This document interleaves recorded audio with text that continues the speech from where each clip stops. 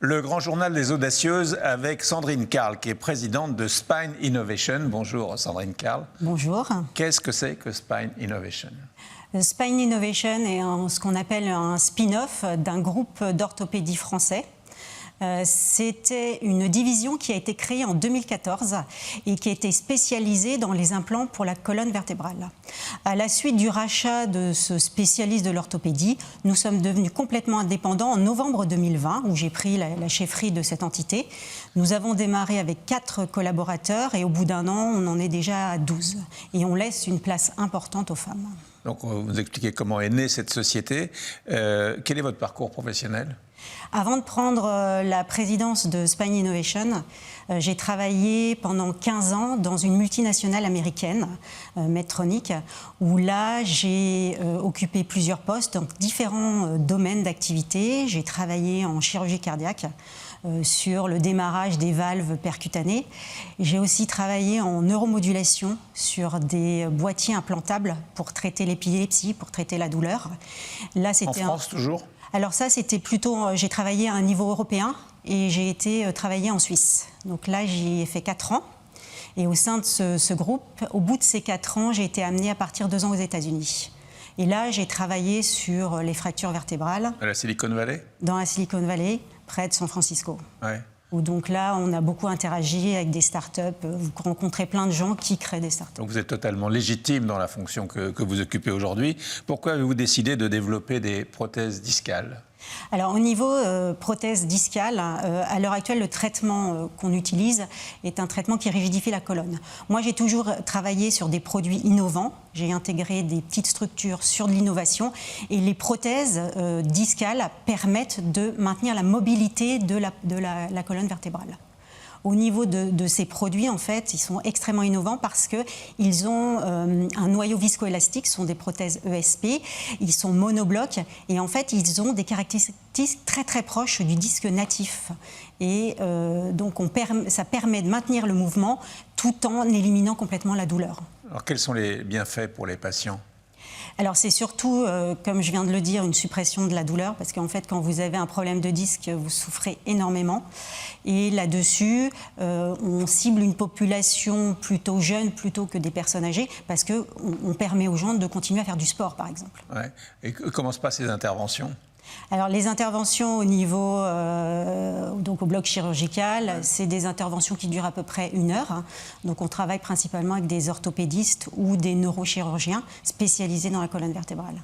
Quels sont les bienfaits pour les patients ? Est-ce que du jour au lendemain on galope ?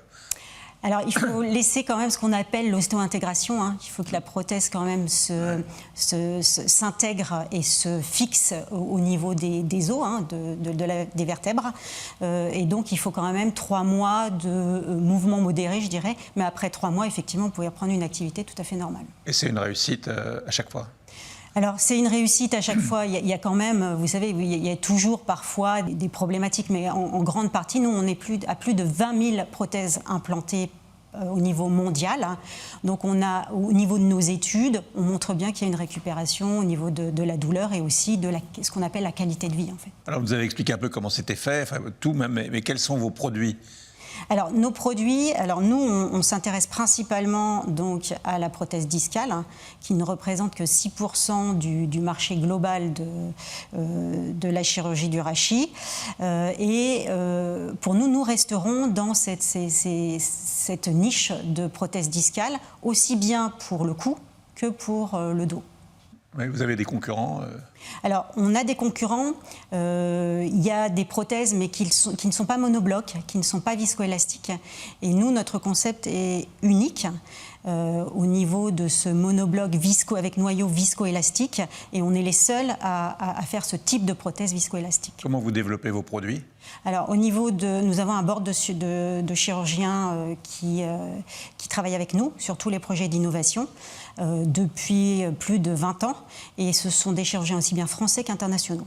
C'est ce qu'on appelle le comité de chirurgie français, non ? C'est autre chose, ça ? Alors, le comité, vous avez... Vous travaillez avec le comité de chirurgie française. Ce qui se passe, c'est qu'on travaille avec des membres de ce qu'on appelle la SFCR, la Société française de chirurgie du rachis, mais aussi des personnes à l'international, chirurgiens reconnus au Danemark, en Allemagne, Donc on ne travaille pas qu'avec cette société en fait. Donc ce sont eux qui vous apportent à la fois l'expérience et qui vous aident à progresser aussi.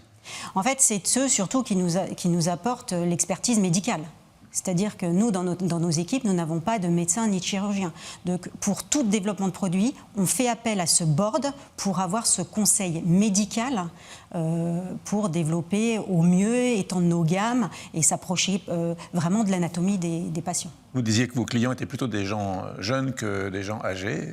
Alors jeune, 100 ans, c'est-à-dire que c'est plutôt 50 ans. Pour moi, tout le monde est jeune. Hein. Ouais. Disons, au-delà de 65 ans, les prothèses ne sont pas forcément... c'est pas une solution. C'est pas forcément recommandé, parce qu'il faut faire attention à l'ostéoporose, en fait. Ouais, donc, comment vous répondez à tous les besoins? Parce que là, vous avez expliqué tout ce que vous faites, mais est-ce que vous répondez à tous les besoins? Alors, tous les besoins, vous voulez dire anatomiques ou vous...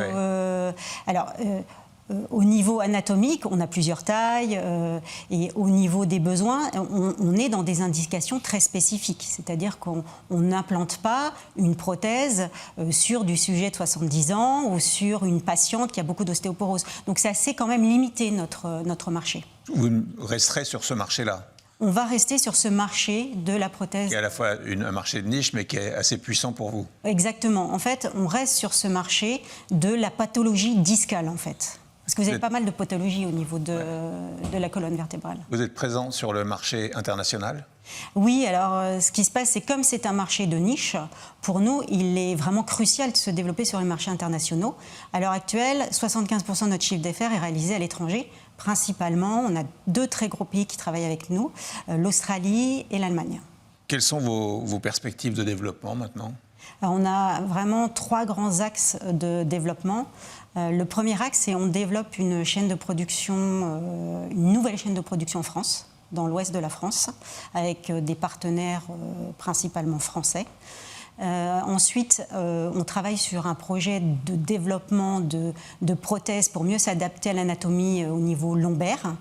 Et enfin, on a un 3e projet de développement qui est vraiment notre développement d'expansion économique. C'est vraiment de travailler sur le marché aux États-Unis, où là, ça va demander 3 ou 4 ans d'études cliniques sur les États-Unis pour avoir un agrément pour les vendre. Est-ce que vous aviez cette idée en tête depuis longtemps? Alors moi, les prothèses discales, j'y suis depuis 2009.